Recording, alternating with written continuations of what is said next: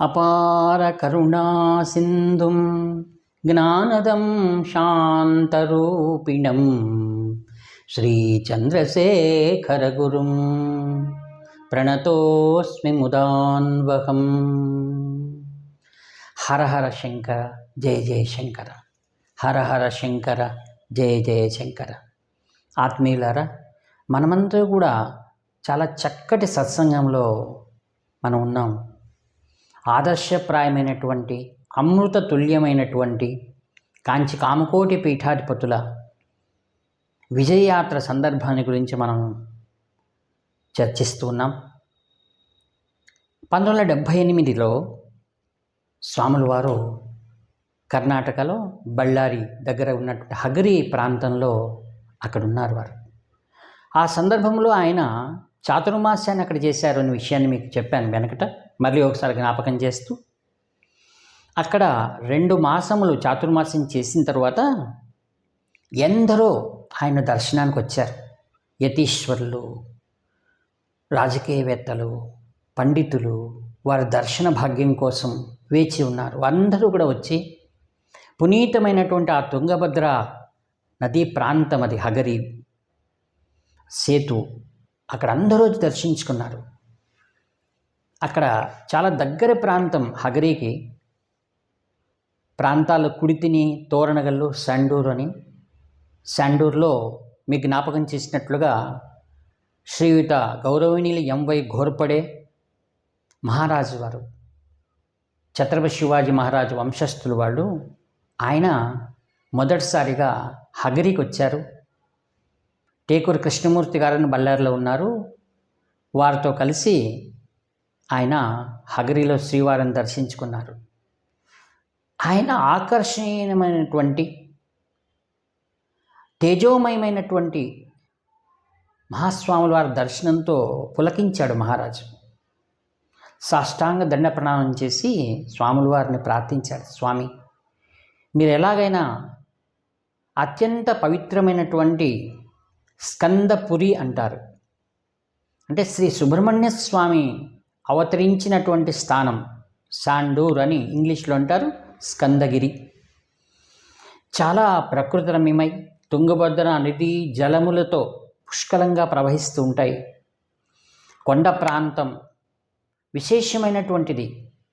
ప్రతి సంవత్సరము స్కంద సృష్టి విశేషంగా జరుగుతుంది. సంతాన అపేక్ష కావలసినటువంటి వారు, అనేక దుఃఖముల్లో ఉన్నటువంటి వారు విశేషంగా ఈ స్కందగిరికి వచ్చి ఆ సుబ్రహ్మణ్య స్వామి స్వయంభూ, ఆయన పక్కననే పార్వతీదేవి దేవాలయం ఉంది. చాలా వైభవంగా మహారాజుల యొక్క పర్యవేక్షణలో ఈ దేవాలయం నిత్య నూతనంగా ప్రతినిత్యము పూజలతో కొనసాగుతూ ఉంది. ఈ విషయాలన్నీ కూడా స్వామివారికి ఎంతో వినయంగా విన్నవించి ఉన్న మహారాజు తప్పకుండా స్కందగిరికి రావాలని ప్రార్థించాడు. స్వాముల వారు తన సహజమైన చిరునవ్వుతో తన అనుమోదాన్ని తెలిపారు. కాలం రాని అని చేతులతో దీవించారు. ఆయన పునీతుడయ్యాడు మహారాజు. ఆయన వెనకలు మీకు ఒకసారి చూపించాను డైరీ. మహాస్వాముల వారి గురించి తనకు కలిగినటువంటి అనుభవాలన్నీ ఇంగ్లీష్లో ఆయన రాశారు. ఆయన తన గ్రామానికి ఎలా వచ్చారు సండూరుకు అనే విషయాన్ని ఇప్పుడు ప్రస్తుతిస్తున్నారు ఆయన. దాంట్లో 25/9/1978లో మహాస్వాముల వారు హగరి నుండి తోరణగల్లు మీదుగా ఆయన ప్రయాణం చేస్తూ కేంద్రం నుండి ఒక సమాచారం వచ్చింది స్వామివారికి. అప్పటి ప్రధానమంత్రులు గౌరవనీయులు శ్రీయుత మొరార్జీ దేశాయ్ గారు స్వామివారిని దర్శించుకోవాలని ఉబలాట పడుతున్న విషయం స్వాముల వారికి తెలిసింది. స్వాముల వారు వారికి అనుగ్రహం చేయాలనే ఉద్దేశంతో తోరణగల్లులో ఇన్స్పెక్షన్ బంగ్లా అని ఇప్పుడు ఉంది. అంటే తుంగభద్ర కాలువ పక్కన విశాలమైనటువంటి అది కాలనీ, ఇన్స్పెక్షన్ బంగ్లా కూడా అక్కడే ఉంది. అక్కడ స్వాముల వారికి కోసం చిన్నది ఒక కుటీరం ఏర్పాటు చేశారు. ఒక షెడ్ అనొచ్చు. స్వాముల వారి కోసం ఉండడానికి చిన్న కుటీరం. ఆ రోజు స్వాముల వారు అక్కడ కూర్చొని ధ్యానం చేస్తున్నారు. మొరార్జీ దేశాయ్ గారు హెలికాప్టర్ వచ్చింది, జిందాల్ కంపెనీ దగ్గర ఆగింది.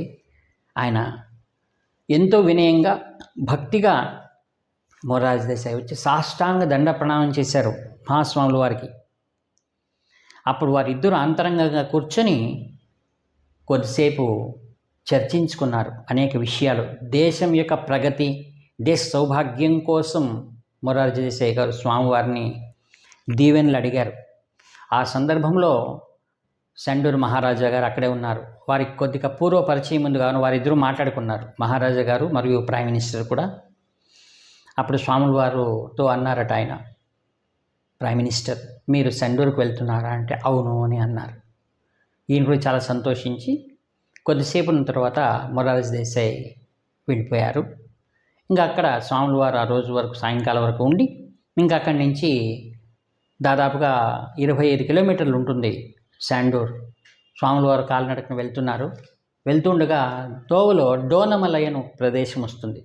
డోనమలైలో అందరూ కూడా ప్రజలు స్వాముల వారి కోసం కాచుకొని నిల్చున్నారు. తమ గ్రామాన్ని తీసుకొని వెళ్ళాలి, అక్కడ వినాయకుడి గుడి ఉంది, స్వాముల వారిని ఆహ్వానం చేయాలని. అప్పుడే చిన్న చిన్నగా తుంపర్లు పడుతున్నాయి. స్వాముల వారు ముందుకు వెళ్తూ వారికి అందరికీ కూడా తర్వాత వస్తాను అని ఒక ఆశీస్సులు ఇచ్చారు. మహారాజా అనుకుంటున్నారు వారితో పాటు వస్తున్నారు స్వాముల వారితో పాటు మహారాజు కూడా నడుచుకుంటూ. అప్పుడు స్వాముల వారితో ఈయన వెళ్ళిపోతారా ఏమి డొన్నమలైకి అనేటువంటి తెలియదు కదా. స్వాముల వారిని ఎలా అడగడానికి వస్తుంది, నిల్చుకొని ఉన్నారు. ఆయన వైపు చూసి నవ్వుతూ ఆగు వస్తాను సండూరుకు వస్తున్నాను అనేసి వారికి అభయం చేసి స్వాముల వారు శాండూరుకు వచ్చారు. అక్కడ స్వాముల వారిని స్వాగతం చేయడానికని నగరమంతా కూడా చాలా వైభవంగా అలంకారం చేశారు. అందరూ కూడా ప్రజలు చేతుల్లో ఆ పునీతులైన స్త్రీలందరూ కూడా మంగళహారతులు పట్టుకొని అనేక మంగళ వాద్యాలతో వైభవంగా డోలు తప్పిడి ఈ విధంగా ఏదైనా పల్లెల్లో ఉంటుంది అలా రాజ మర్యాదలతో స్వాముల వారిని స్వాగతం చేస్తున్నారు. వచ్చి స్వాముల వారు అక్కడ ఉన్నటువంటి శివాలయంలో వచ్చి బస చేశారు. హాయిగా స్వాముల వారు అక్కడ కూర్చుని ఉండగా ఎంతోమంది పరివారాన్ని ఏర్పాటు చేశారు మహారాజా స్వాముల వారి కోసం. మనందరికీ తెలిసిన విషయమే కదా, స్వాముల వారు ఎక్కడైనా ఉన్ని ప్రజల అందుబాటు, భక్తుల అందుబాటులో ఉంటారు. సామాన్యుల నుండి ప్రైమ్ మినిస్టర్ కానివ్వండి, ప్రెసిడెంట్ కానివ్వండి, ఈ మహారాజులు కానివ్వండి, అందరూ ఆయన దృష్టిలో ఆత్మస్వరూపులు. అందరిలో పరమాత్ముడు ఉన్నాడు, అందరికీ అందుబాటులో ఉంటారు. కాబట్టి స్వాముల వారు ఆ శివాలయం బయట ఒక చెట్టు ఉంది, ఆ చెట్టు కింద ఒక ఆసనం వేసుకొని కూర్చున్నారు. అక్కడ వచ్చిన వారందరూ స్వాముల వారిని దర్శనం చేసుకుంటూ ఉన్నారు. ఇంకా తర్వాత ఆ విషయాలను మరలా మనం ఏ విధంగా శాండూర్లో ఉన్నారు, వారిని అక్కడ ఉన్న ప్రజల్ని ఎలా కరుణించారు, వారు ఏ ప్రదేశాలు దర్శించారనే విషయాన్ని మరలా ఇంకొక అంకణంలో మనం దాన్ని చర్చిస్తాం. హర హర శంకర, జయ జయ శంకర.